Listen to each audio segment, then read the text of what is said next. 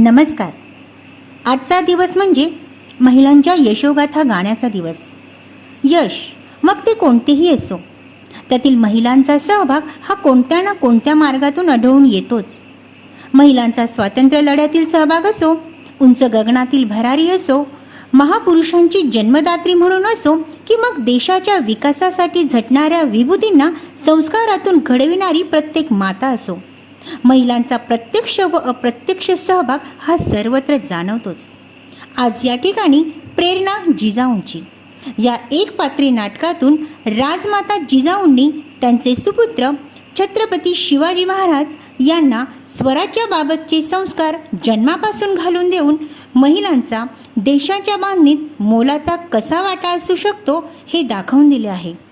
चला तर मग सादर करीत आहोत प्रेरणा जिजाऊंची. ओळखलं आम्हाला? आम्ही जिजाऊ, राजमाता जिजाबाई, शोभांच्या आऊसाहेब. जी स्वप्न आम्हीच बाळराजांच्या मनात बाळपणापासून पेरली, तीच आता तरळून उगवली आहे. त्या स्वप्नांना जीवावरल्या संकटांची फळे लागतात हे काही कळत नव्हतं आम्हाला. पण आमच्यात एक आई आहे ना, त्या वेळीला हे कधी समजलंच नाही आणि समजणारही नाही.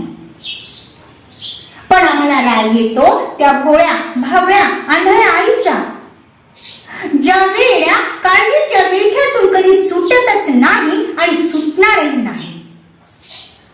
काय सांगावं तुम्हाला? अहो, घात केला, विश्वासघात केला, आपलाच आपल्याने. इतरांच्या ऐकून इतरांच्या दबावाखाली आपल्याच बाई बेटीच्या आबरूचे धिंडवडे काढली आपल्याच आपतेष्टांनी. ऐवी शुभा संतापत नाही बर का, पण त्या दिवशी मात्र शुभा प्रचंड चिडला. माझ्या काळजात तर धस्सच झालं होतं. आपतेष्टांना सजा फरमावली त्याने. रक्त खळखळत होतं, अगदी उफाळून डोळ्यापर्यंत आलं होतं. पण शिवबाने खाली सांडू दिलं नाही, कारण त्याने वाचवून ठेवलं स्वराज्याच्या भूमीसाठी. शिवबा धाड धाड धाड आमच्यापर्यंत येत होते. आमच्या काळजातलं थरथर वाढतच होतं. येऊ शिवबा म्हणाले, आऊसाहेब, आऊसाहेब, आपतेस्वकी यांना सजा फरमावण्याची पाळी आमच्यावरच यावी, हा काही दैवभोग आहे की काय? बघा ना, हा सह्याद्री किती कडक कणखर, आणि या मातीतून निपजलेली माणसं एवढी पोटचेपी, पोटार्थी, लाचार कशी? यांना स्वतःचा हिताहित सुद्धा समजू नये काय? आणि कोणी समजावून सांगू लागलं तर उमजू नये काय? इतकी ही बट्ट मूर्ख स्वाभिमान शून्य निपजली काय? यांच्या पाठीला कणा आहे की नाही? यांची मान कधीतरी कुणा पुढे ताट होते की नाही? अहो, कशाला घाबरतात ही लोक?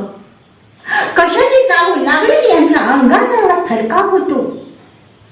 कष्टाची, दारिद्र्याची की मरणाची? रोज रोज लाचारीनं जीवन मरण उपभोगण्यापेक्षा फक्त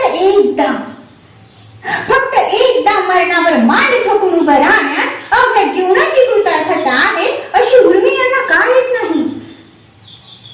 गांडूळ होऊन बेडकाच्या बक्षस्थानी जाण्यावरील कृष्ण सर्प होऊन गरुडाशी टक्कर घ्यावी, अशी उर्मी यांना का येत नाही? आऊसाहेब, शत्रूने वार केला तर बिधड्या छातीने डरलो असतो आम्ही, पण वार केला तो आपल्यानेच. वेदना देहाला झाल्या नाहीत, वेदना झाल्या काळजाला, वेदना झाल्या माझ्या महाराष्ट्र भूमीला. आऊसाहेब, तुम्हीच सांगा, कसं करावं श्रींच हिंदवी राज्य स्थापन? कसं करावं श्रींच हिंदवी राज्य स्थापन?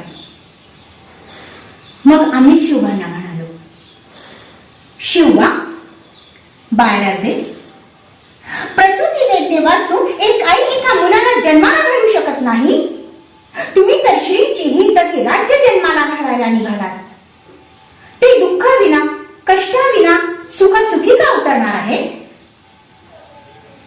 शिवबा, पंखात पुरेसं बळ नसताना आकाशाला मिठी मारायला निघालात तुम्ही.